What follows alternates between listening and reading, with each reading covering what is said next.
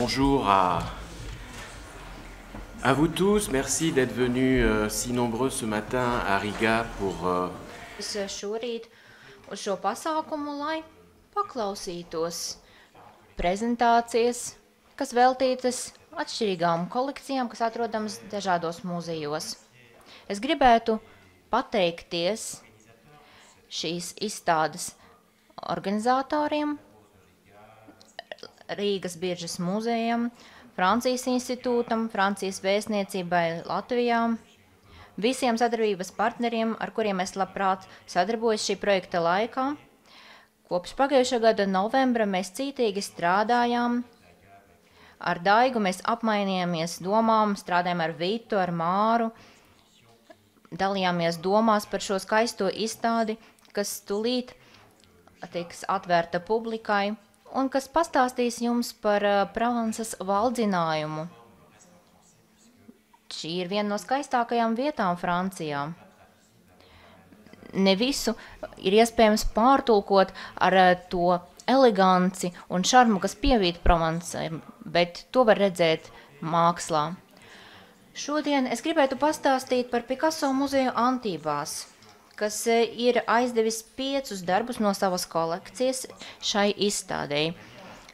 2 keramikas darbi un 2 papīra darbi, kas ļaus jums izprast mūsu kolekcijas būtību. Jūs varēsiet sīkāk par to palasīt izstādes katalogā.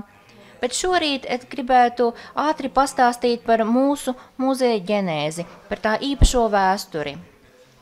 Es gribētu parādīt jums mūsu ēku, kas ir vērā ņemama. Jūs varat redzēt, ka tā ir pils, nocietinājums, kas skatās uz vidusjūru, un Antības kā pilsēta ir ļoti neliela.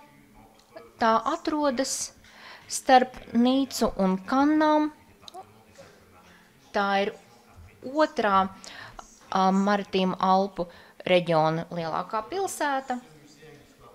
Un šīm muzejam piemīt ļoti īpaša vēsture. Šī ēka, tāpat kā Biržas ēka, netika domāta sākotnēji kā muzejs. To var redzēt pēc tāds iekšējas apdares. Jūs varat arī redzēt, cik tā ir sena. Vissenākā arhitektūras daļa ir tornis no 12. gadsimta. Ir arī nocietinājumi, jūs varat redzēt torņa celtniecības detaļas, kas norāda uz to, ka tā nāk no romiešu laikiem.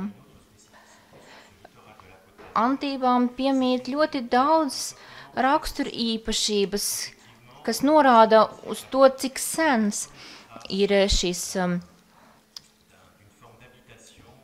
cilvēku apmešanās reģions. Pat vārds Antības nāk no sengrieķu valodas, jo tas bija nosaukums, ko grieķi bija devuši šai pilsētai, ko viņi dibināja vidusjūras krastā. Antības Antipolise. Un pat šodien Antības saglabā elementus no savas vēsturiskā mantojuma. Romiešu laikā tas bija kastrums, jeb nocietinājums, un tad gadu laikā pašu ēku vairāk kārt modificēja, līdz tā nonāca Grimaldi ģimenes īpašumā, un vēl joprojām šī ēka tiek saukta par Grimaldi pili, jeb Grimaldi šato. Vēl viena svarīga raksturīpašība, es jau pieminēju Nīcas pilsētu.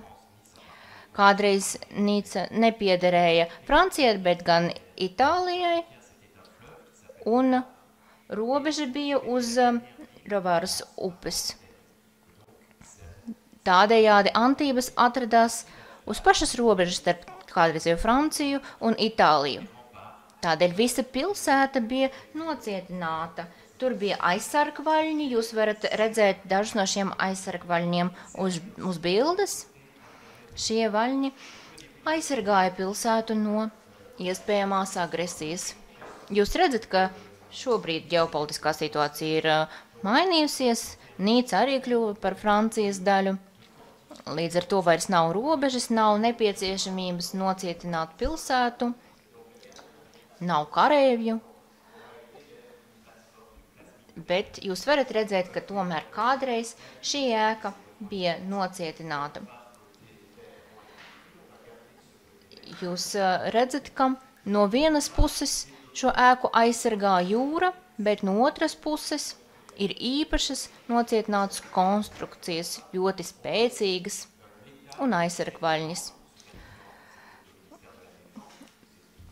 Tad valsts un konkrēti aizsardzības ministrija nolēma pārdot šo ēku, kad tā vairs nepiederēja kādreiziem iemītniekiem, un vietējā pilsēta, Antības municipalitāte nolēma to nopirkt, atzīstot tās vēsturisko nozīmīgumu.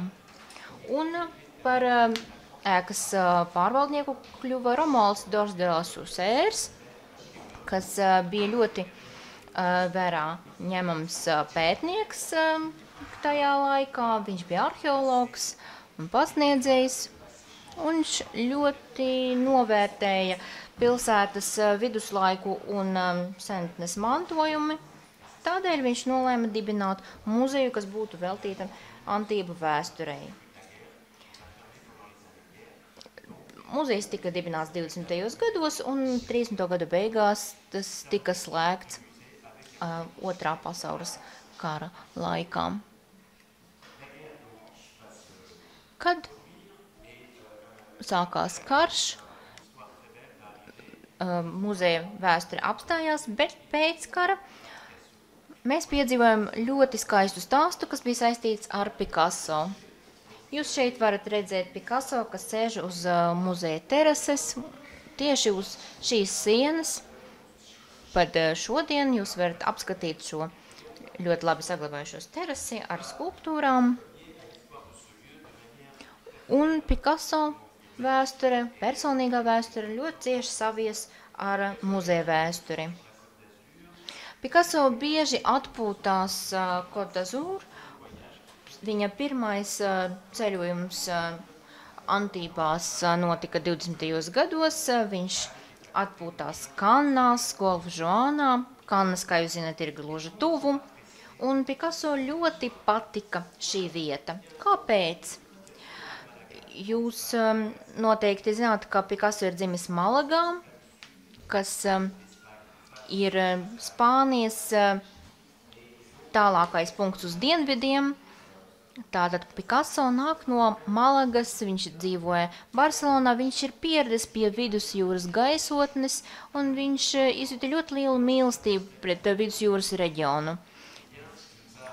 Kad viņš sāka dzīvot Parīzē, viņš jūtās atrauc no vidusjūras.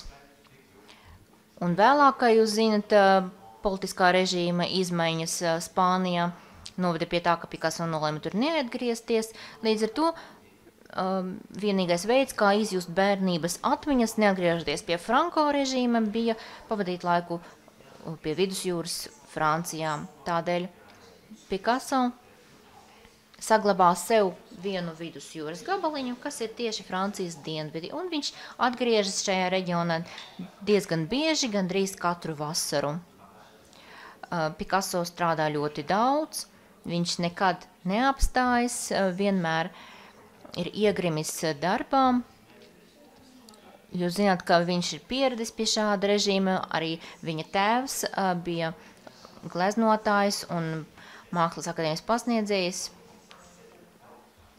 Tādēļ Picasso darba gaitas sākas 7-8 gadu vecumā, un viņš ir pieradis ražot ļoti daudz tūkstošiem darbu, un nebija tāda laika, kad viņš nestrādātu, tādēļ viņš strādāja arī brīvdienās, arī atpūtas laikā, arī pie vidusjūras. Un šajā reģionā viņš radīja vairākus brīnišķīgus darbus, kas būs apskatāmi mūsu izstādē. Tātad, viņš apciemoja mūsu reģionu 16 reizes, un kad 1939. gadā tika pasludināts Otrais pasaules karš. Viņš bija pie saviem draugiem Parīzē. Un, viņš saglabāja ļoti svarīgu mākslas darbu Nakts zveja Antībās. Šīs mākslas darbs šobrīd tiek izrādīts MoMA muzejā Ņujorkā. Tas apliecina viņa pieķeršanos mūsu reģionam. Kad karš sākas, Picasso iestrēgs Parīzē, bet viņš vēlas atjaunot saites ar vidusjūru, un 45. 46. gadā viņš atgriežas vidusjūrē, viņš vēlas pavadīt laiku Côte d'Azur. Un 46. gadā notiek kaut kas jauns, viņam arī dzīvē pavadās jauna dzīves biedra Françoise Gillot. 46. gadā Picasso ir jau dzīves briedumā, bet Françoise Gillot ir pa 40 gadiem jaunāka. Un šī jaunā sieviete viņu ļoti saista. Šis stāsts ir līdzīgs ļoti daudziem citiem stāstiem par māksliniekiem un viņu dzīves biedriem. Jūs varat iedomāties šo mīlas stāstu, bet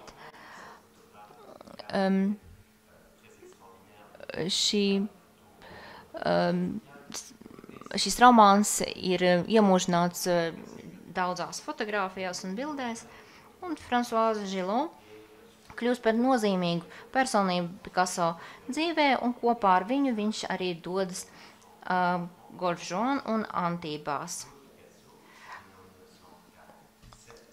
Claude Picasso un viņa jaunākā māsa Paloma Picasso ir bērni, kas dzimst no viņu savienības.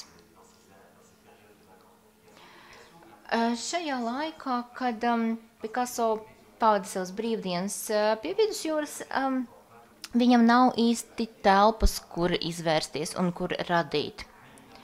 Viņam nav telpas, kur viņš varētu mierīgi gleznot, nepietiek vietas. Un pastaigājoties, viņš satiek ļoti interesantu personību. Tas ir cilvēks, kurš ir šīs fotogrāfijas autors. Tas ir Mišels Simā, poļu izcelsmes fotogrāfs, kurš jau pazina Picasso pirms kara. Viņi bija tikušies Parīzē un bija tuvi draugi. Viņi kopīgi arī pazina Robertu Desno un citus tā laika slavenus māksliniekus.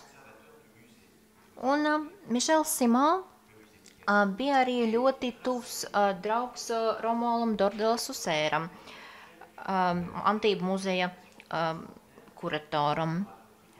Un Mišels Simā pastāstīja Romualdam Dordelasuzēram, kad Picasso pietrūkst vietas, kur gleznot, un tādējādi radās priekšlikums. Romualds Dordelasuzērs teica, ka viņam ir liela pils, viņam ir pietiekuši daudz vietas, brīvas zāles, kur var radīt jaunus mākslas darbus. Nāciet pie mums, mēs jums dosim pils atslēgas, brīvu telpu, zāles, stāvus, jūs varat darīt, ko jūs vēlties. Un Picasso ļoti saistīja šis priekšlikums. No 1946. gada septembra vidus līdz novembra vidum viņš pavadīja savu laiku šajā pilī, gleznojot, nākot gandrīz katru dienu, strādājot dažādos mēdījos. Šis bija ļoti piesātināts periods, viņš gleznoja, radīja dažādus mākslas darbus, peldējās jūrā, ballējās kopā ar draugiem un atkal atgriezās pie mākslas darbu veidošanas. Ļoti daudz darbi, ko viņš radīja šajā pilī, ir saglabājušies muzejā, un dažus viņš ir aizvedis līdzi. Jūs redzat šo fotogrāfiju no 1946. gada. Šī konkrētā bilde ir no 44. gada, un es jums to parādu, lai jūs varat redzēt, kāda ir viņa mākslas dinamika. Françoise Gillot pat ir komentējusi, cik fiziski viņš ir mainījies. 44. gadā tas ir ļoti laikmetīgs Parīzes mākslinieks, ļoti moderns, ļoti pilsētniecisks. Redzat, kāda viņam ir frizūra. Viņš cenšas nomaskēt to, ka viņš zaudē matus. Bet, kad Picasso satika Francoisu Gillot, viņš mainīja savu izskatu, nogrieza matus, un arī viņa mākslai sāka piemīt citāds stils. Šeit jūs redzat, cik daudz laimes spīd cauri visiem šiem mākslas darbiem, ko viņš rada Antībās. Jūs varat redzēt, ka Picasso ir cilvēks, kuram patīk justies komfortabli. Antībās septembra vidū vēl joprojām ir ļoti karsti, un tādēļ viņš ir viegli apģērbts. Viņš glezno bez krekla. Un Mišela Simā fotogrāfijas ļoti labi iemūžina viņa mākslas darbnīcas gaisotni. Jūs redzat, ka Picasso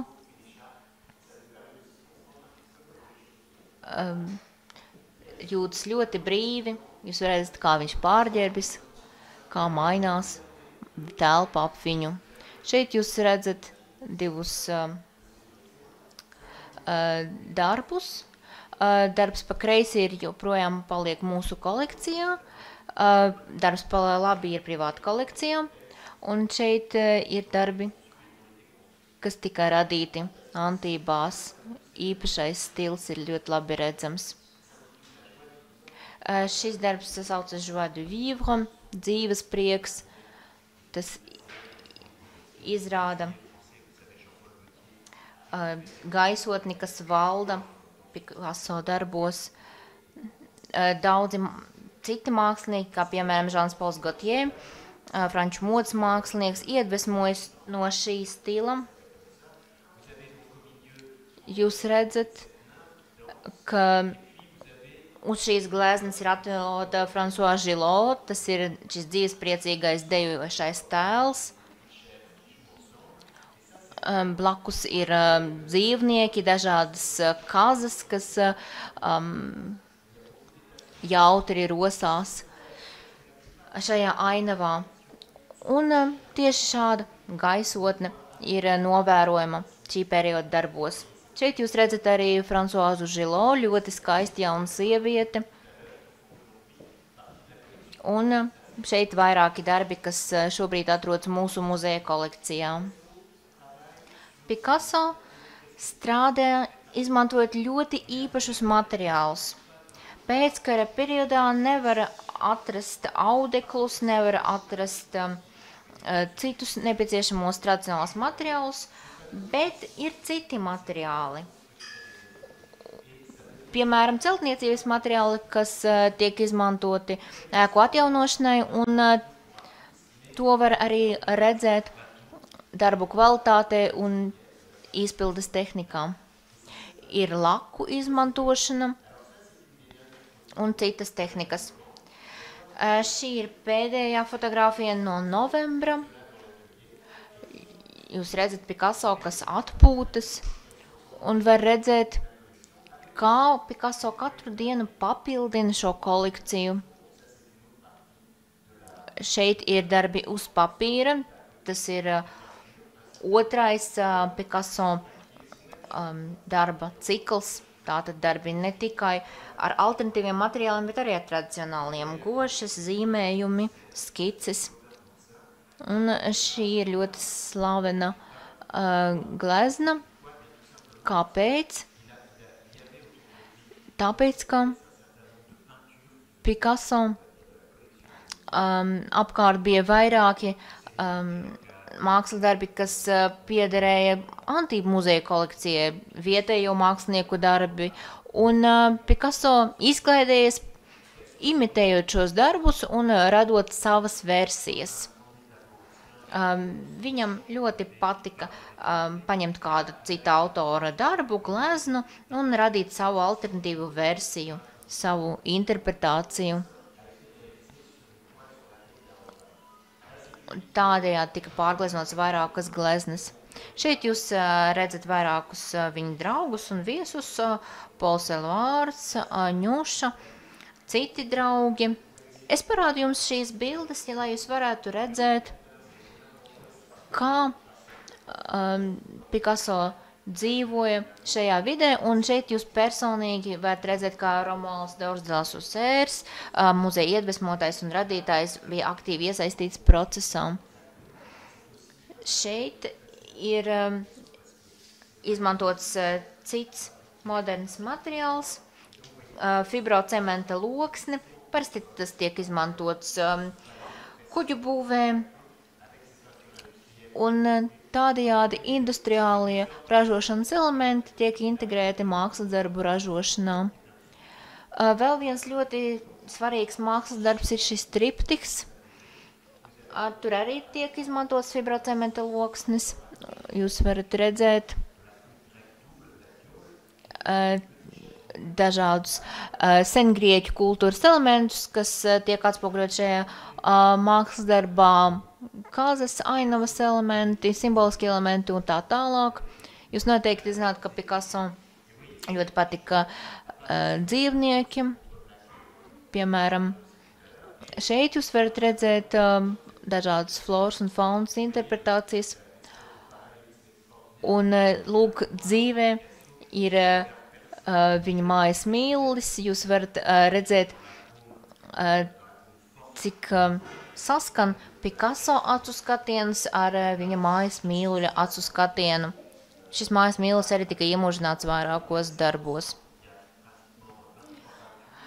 23 gleznes un 44 zīmējumi tika radīti un atstāti. Daļu Picasso aizveda līdzi, bet daļu viņš vienkārši atstāja, un Dordelas Usērs nolēma tos izmantot kolekcijas radīšanai. Vecajā muzejā, tātad Antību muzeja, kas tika veltīts Antību vēsturiskai pagātnei, Romualds Dordelas Usērs sāka izrādīt Picasso moderno mākslu. Šeit jūs redzat, ka Picasso ir piedāvājis izmantot melno metālu ierāmēšanai. Tas ir 47. gads, nākamais gads, un jūs varat redzēt, ka tiek saglabāta šī Picasso sākotnēji piedāvāta ierāmēšanas tehnika. Romualds Dordelas Usērs pasūta no Luvras divas mulāžas, Michelangelo vergi, kas simboliski ierāmē Picasso moderno mākslas darbu. Un 47. gadā tiek izrādīts arī otrs lielais triptiks Ulis un Sirēnas. Tie ir 3 fragmenti, kas apvienoti vienā vertikālā dimensijā.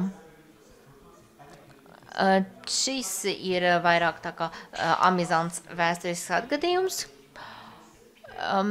Muzeja kolekcijā bija šis akmens no grieķu romāņu perioda. Šodien tiek domāts, ka tas ir viltojums, nevis oriģināls, bet Picasso tas ļoti patika. Un viņš palūdza Dordelas Usēram mulāžu. Un pateicoties šim akmenim ar falisko simbolisko reliefu, Picasso radīja arī kādas citas idejas un darbus. Šeit es gribētu parādīt dažas fotogrāfijas no mūsu kolekcijas. Šie 2 darbi tika uzgleznoti uz koka. Šeit sievietes figūra sēžot, un šeit Fransuāzes Žilo tēls. Darbnīcas zālē, tātad zāle, kur viņš strādāja un kur tiek izrādīti dažādi darbi. Jūs varat redzēt ļoti skaistus darbus un ainavas baklažāna krāsā, dzeltenās nokrāsās, dažādākas krāsu gammās. Un Rīgā mēs izrādīsim vairākus keramikas mākslas priekšmetus. Picasso bija ticies ar 2 keramikiem, kas strādāja Valorisē.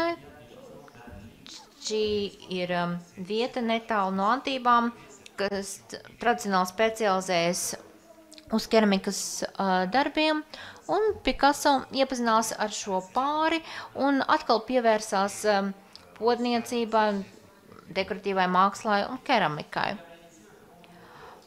Un šajai iespējā viņš radīja vairākus darbus. 47. 48. gadā viņš radīja ļoti daudzus darbus, ko viņš atstāja šim Picasso muzejam. Mums ir izstāde, kas izrāda tieši šos darbus. Mums kolekcija ir ap 40 priekšmetiem. Antībās ir visnozīmīgākā Picasso keramikas kolekcija, tieši unikālo keramikas darbu kolekcija.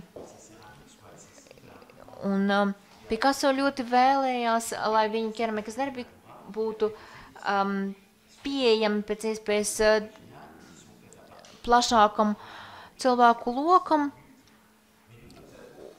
Tādējādi tie tika pavairoti, un ļoti daudzās vietās tiek izrādītas kopijas vai arī darbi, kas tika radīti vairākos eksemplāros. Bet mums ir visplašākā kolekcija, kur tiek izrādīti unikālie darbi, kas tika radīti vienā eksemplārā. Šeit jūs redzat interesantu darbu uz vienkārši balta fona, un tur jūs varat redzēt zīmējumu ļoti klasiskajā stilā, ļoti abstraktu. Tajā tiek attēloti 3 personāži. Ļoti nozīmīgs ir šis zīmējums. Tas arī tika izpildīts uz koka. Tā ir kāziņa, kas atpūšas. Šo darbu jūs tikko redzējat uz fotogrāfijas Picasso darbnīcā. Varbūt šeit jūs varat saskatīt 2 mazus melnus traipiņus. Tās ir acis. Viena militāra darbinieka ģenerāli acis, un viņam bija liels zobens, un arī citas viņa statusam piemītošas lietas. Šeit jūs varat redzēt, ka Picasso ir pārzīmējis šo oriģinālo gleznu, uzgleznojis uz tās mazu nazīti un pilnībā pārvērtis šo vēsturisko personāžu. Šeit jūs varat redzēt apliecinājumu tam, ka Picasso ļoti iespaidoja vietējie skati. Šeit jūs redzat dažādus vietējos jūras dzīvniekus, ko Picasso glezno simboliski attēlojot gleznaino antīvu dabas pasauli. Jūs varat redzēt, ka dažreiz Picasso izmanto koku, viņš atstāja koku neapstrādātu, un tādējādi viņa darbā var saskatīt sākotnējo materiālu. Šeit jūs redzat dažādas abstrakcijas, ko jūs varat atrast antību kolekcijām. Tas ir pēckara kubisms, ļoti vienkāršs. Un šeit arī jūs varat redzēt viņa tehniku, kas saglabā sākotnējo materiālu, proti koku, redzamu skatītājam. Tāpat mūsu kolekcijai ir vairāki darbi, kas ir mazliet senāki. Tātad tie netika radīti Antībās. Piemēram, šis François Gillot portrets. Un šajā bildē ir saskatāms atgādinājums par to, ka Picasso ļoti interesējas par seno mākslu, senām civilizācijām. Un jūs varat redzēt François Gillot acīs un arī citos mākslas objektos atsaucis uz senām alu glezniecībām un tā tālāk. Keramikas darbi parasti ir funkcionāli. Tās ir vāzes vai šķīvji. Šai skulptūrai nav nekāda funkcionāla pielietojuma, tas ir mākslas darbs. Šo būli varēja redzēt Ņujorkā mūsdienu mākslas muzejā, viņu izstādē, kas bija veltīta Picasso. Un šī ir jau pieminētā glezna dzīves prieks, kur ir saule, laiva, Françoise Gillon, atsaucis uz paradīzes laikiem. Šeit jūs varat redzēt ļoti interesantu darbu. Šajā kolekcijā, kas ir mūsu muzejā, var redzēt dažādus iespaidus un ietekmes avotus Picasso mākslā. Šeit jūs varat saskatīt vienu no simboliem, kas ir atrodams senajā mākslā, aizvēsturiskajā mākslā. Un šo simbolu Picasso ir interpretējis savādāk un izmantojis savā mākslas darbā. Lūk, šī līnija, kas tika atkārtot izmantota, lai radītu deguna formas, kazu ragu formas un citas formas. Šo simbolu jūs varat redzēt visdažādākajās gleznās, piemēram, šajā Françoise Gillon portretā. Šī gravīra ir pirmais Françoise Gillon portrets.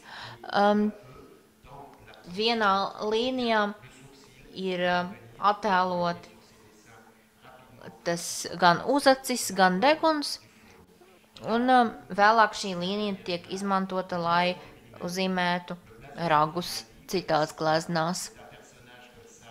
Šeit ir Grimaldi pils simbols, pats Grimaldi ar ķiveri, ko rotā divas spalvas, un šīs divas spalvas arī atgādina antību simbolu, antību ģerboni, divus ragus. Tātad šī versija par Grimaldi ģerboni arī atspūļo Picasso mākslinieckās tendences. Pēc 20 gadiem Antību pilsēta mainīja savu muzeja nosaukumu, un tas vairs nebija Antību muzejs, bet gan Picasso muzejs. Šodien to sauc par Picasso muzeju Antībās. Šis bija pirmais muzejs, atvērts pat pirms muzeja Barcelonā, jo Barcelonas muzejs tika balstīts uz Picasso sekretāra Sabartesa kolekciju, bet Antībās vesels muzeja stāvs tika veltīts Picasso jau kopš 1947. gada. Un Picasso muzejs Parīzē ir nacionālais muzejs, kas tika radīts pēc Picasso nāves 1973. gadā. Bet muzejs Antībās ir municipāls muzejs, kas tika radīts 40. gados Picasso dzīvam esot. Šodien Picasso muzejs Antībās sagaida ļoti daudzus viesus katru gadu, un mēs ar lielu prieku sagaidīsim arī jūs. Paldies!